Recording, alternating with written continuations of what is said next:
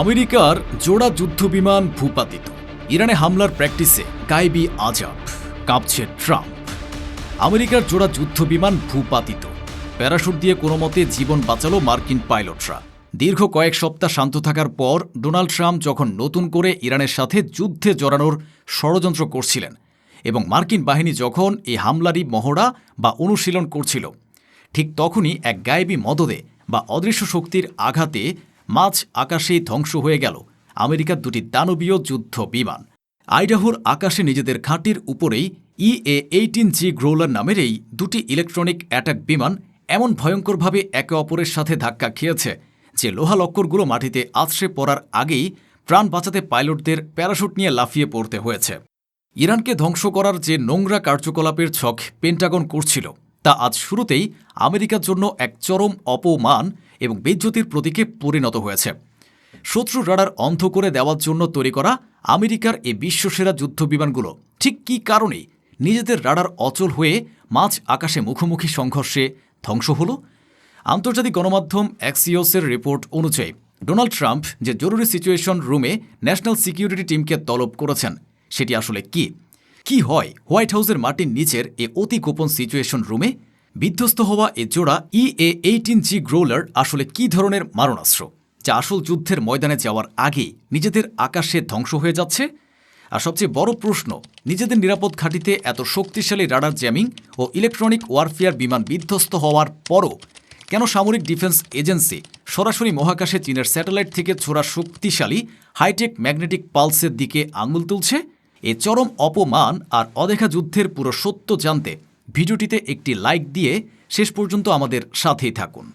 এই শ্বাসরুদ্ধকর কাহিনী শুরু হয় আইডাহো অঙ্গরাজ্যের মাউন্টেন হোম এয়ারফোর্স বেসে, যেখানে চলছিল গানফাইটার স্কাইস এয়ার শো নামের একটি বিশাল প্রদর্শনী। হাজার হাজার সাধারণ মার্কিনী জড়ো হয়েছিল তাদের দেশের বিমান বাহিনীর দাদাগিরি এবং আকাশ শক্তির মহড়া দেখতে।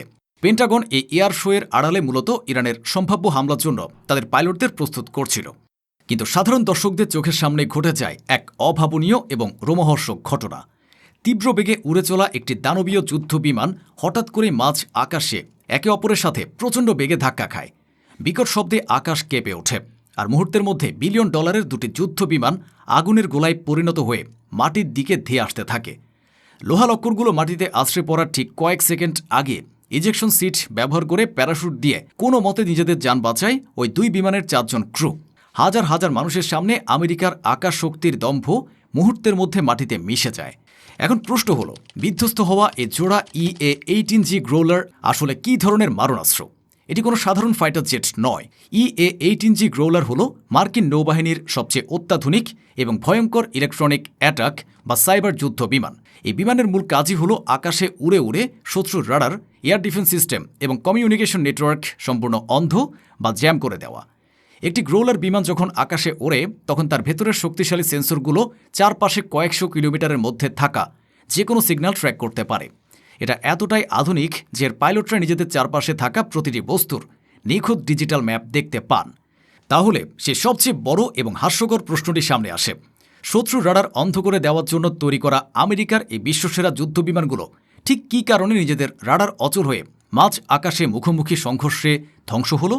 যে বিমানগুলো আকাশে থাকা মশা মাছির সিগন্যালও ট্র্যাক করার ক্ষমতা রাখে বলে পেন্টাগন অহংকার করে, সে বিমানগুলো তারা ঠিক কয়েক হাত দূরে থাকা নিজেদেরই দলের আরেকটি বিশাল যুদ্ধবিমানকে কেন দেখতে পেল না? এটা কি পাইলটদের চরম অযোগ্যতা, নাকি এর পেছনে লুকিয়ে আছে এমন কোনো গায়েবী মদত বা অদৃশ্য শক্তি যা আমেরিকার সমস্ত অহংকারকে চূর্ণ করে দিয়েছে? সামরিক বিশেষজ্ঞরা বলছেন, দুটি গ্রোলার বিমান একসাথে সিস্টেম ফেলিওর বা রাডার অচল হয়ে একে অপরের সাথে ধাক্কা খাওয়ার ঘটনা গাণিতিক এবং প্রযুক্তিগতভাবে প্রায় অসম্ভব। এটি খুবই রেয়ার বা বিরল একটি ঘটনা, যা পেন্টাগনের ভেতরে একরকম আতঙ্কের জন্ম দিয়েছে। আর এই আতঙ্কের মাঝেই আন্তর্জাতিক গণমাধ্যম অ্যাক্সিওস এক বিস্ফোরক রিপোর্ট প্রকাশ করেছে। রিপোর্ট অনুযায়ী ডোনাল্ড ট্রাম্প মঙ্গলবার হোয়াইট হাউসের সিচুয়েশন রুমে তার টপ ন্যাশনাল সিকিউরিটি টিমকে জরুরি তলব করেছেন। এই সিচুয়েশন রুম আসলে কি?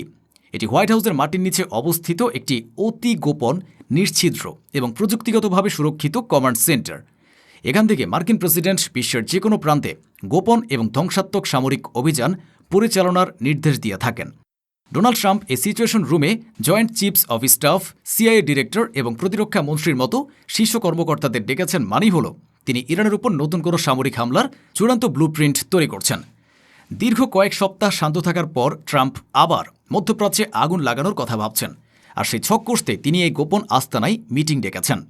আইডাহোর আকাশে যে মহড়া চলছিল তা মূলত এই হামলারই একটি প্রস্তুতি বা প্র্যাকটিস ছিল। কিন্তু ট্রাম্পের এই যুদ্ধের ছক যে শুরুতেই হোঁচট খেয়েছে তা আইডাহোর আকাশে প্রমাণ হয়ে গেছে। আর এখানেই উঠে এসেছে সবচেয়ে ভয়ঙ্কর এবং শিহরণ জাগানো প্রশ্নটি, নিজেদের নিরাপদ ঘাঁটিতে এত শক্তিশালী রাডার জ্যামিং ও ইলেকট্রনিক ওয়ারফেয়ার বিমান বিধ্বস্ত হওয়ার পরও কেন কিছু সামরিক ডিফেন্স এজেন্সি সরাসরি মহাকাশে চীনের স্যাটেলাইট থেকে ছোড়া শক্তিশালী হাইটেক ম্যাগনেটিক পালসের দিকে আঙুল তুলছে? পেন্টাগন হয়তো একে প্রকাশ্য দুর্ঘটনা বলছে, কিন্তু ভেতরের গোয়েন্দা মহলে ফিসফিসানি চলছে যে এটি সাধারণ কোনো দুর্ঘটনা নয়। এর পেছনে রয়েছে লাল ড্রাগন চীনের এক মাস্টার স্ট্রোক। চীন কোনোভাবেই চাচ্ছে না যে ইরানের ডোনাল্ড ট্রাম্প আবার কোনো নতুন আগ্রাসন চালাক, কারণ চীন খুব ভালো করে জানে মধ্যপ্রাচ্যে বিশেষ করে ইরানের সাথে কোনো বড় ধরনের যুদ্ধ শুরু হলে পারস্য উপসাগর এবং হরমুজ প্রণালী বন্ধ হয়ে যাবে। আর হরমুজ প্রণালী বন্ধ হয়ে যাওয়ার অর্থ হল চীনের তেল আমদানি চরমভাবে বাধাগ্রস্ত হওয়া। চীনের বিশাল অর্থনীতি চাকা সচল রাখতে প্রতিদিন মিলিয়ন মিলিয়ন ব্যারেল তেলের প্রয়োজন হয়, যার একটি বড় অংশ আসে ইরান এবং মধ্যপ্রাচ্য থেকে। তাই নিজেদের তেলের সাপ্লাই লাইন এবং অর্থনীতিকে বাঁচাতে চীন উঠে পড়ে লেগেছে ইরানকে রক্ষা করতে। কিন্তু চীন এমন একটি সুপার পাওয়ার যারা সরাসরি যুদ্ধে জড়াতে চায় না। তারা এমন এক পথ অবলম্বন করতে ভালোবাসে যেখানে কাজও উদ্ধার হবে, আবার কেউ তাদের দিকে সরাসরি আঙুলে তুলতে পারবে না। বিশ্লেষকদের ধারণা চীন এই অদৃশ্য এবং নিখুঁত আঘাত আনার জন্য তাদের মহাকাশে থাকা গোপন স্যাটেলাইট প্রযুক্তি ব্যবহার করেছে।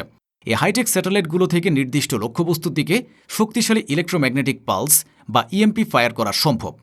একটি ইএমপি বা ম্যাগনেটিক পালস যখন কোনো বিমানের উপর আঘাত হানে তখন সেখানে কোনো বিস্ফোরণ বা আগুন লাগে না, কিন্তু সেকেন্ডের ভগ্নাংশের মধ্যে বিমানের ভেতরের সমস্ত electronic circuit, radar, navigation system এবং কম্পিউটার পুরোপুরি ফ্রাই বা পুড়ে অকেজো হয়ে যায়।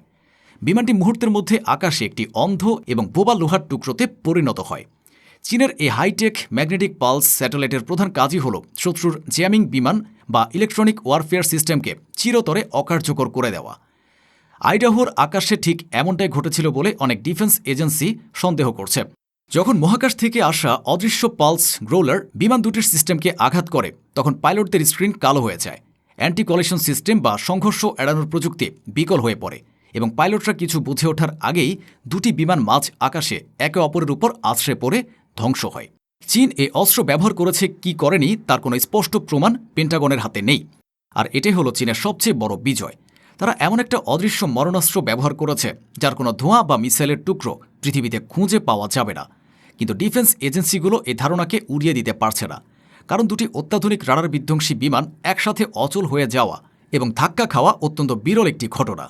চীন এই ঘটনার মাধ্যমে ট্রাম্প প্রশাসনকে একটি নীরব কিন্তু অত্যন্ত শক্তিশালী বার্তা দিয়েছে।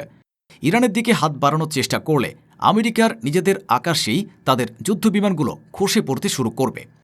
আমেরিকা যাদের ধ্বংস করার জন্য $1 ট্রিলিয়ন সামরিক বাজেট নিয়ে মাঠে নেমেছিল, আজ তারা নিজেরাই নিজেদের ফাঁদে পড়ে খাবি খাচ্ছে। যে পাইলটরা শান্তিকালীন সময়ে নিজেদের দেশের নিরাপদ আকাশেই বিমান চালাতে গিয়ে একে অপরের ঘাড়ে তুলে দেয়, তারা আসল যুদ্ধের ময়দানে ইরানের শক্তিশালী এয়ার ডিফেন্স এবং চীনের অদৃশ্য সাইবার হামলার সামনে কিভাবে টিকবে তা নিয়ে আজ পুরো বিশ্ব হাসাহাসি করছে। ট্রাম্পের সিচুয়েশন রুমের সমস্ত আস্ফালন আজ আইডাহোর মাটিতে পুড়ে ছাই হওয়া বিমানের লোহা লক্করের নিচে চাপা পড়ে গেছে। এখন প্রশ্ন আপনাদের কাছে, মার্কিন পাইলটদের এই চরম অযোগ্যতা, ট্রাম্পের নতুন যুদ্ধ পরিকল্পনা এবং মহাকাশ থেকে আসা চীনের এই সম্ভাব্য ম্যাগনেটিক পালস স্যাটেলাইটের আঘাত নিয়ে আপনারা কি ভাবছেন? ইরানকে বাঁচাতে চীনের এই মাস্টার স্ট্রোক কি আমেরিকার সামরিক দম্ভকে চিরতরে মাটিতে মিশিয়ে দিল? কমেন্ট বক্সে আপনার বিজয় উল্লাস এবং মতামত শেয়ার করে এই ঐতিহাসিক ভূরাজনৈতিক পট পরিবর্তনের সঙ্গী হন।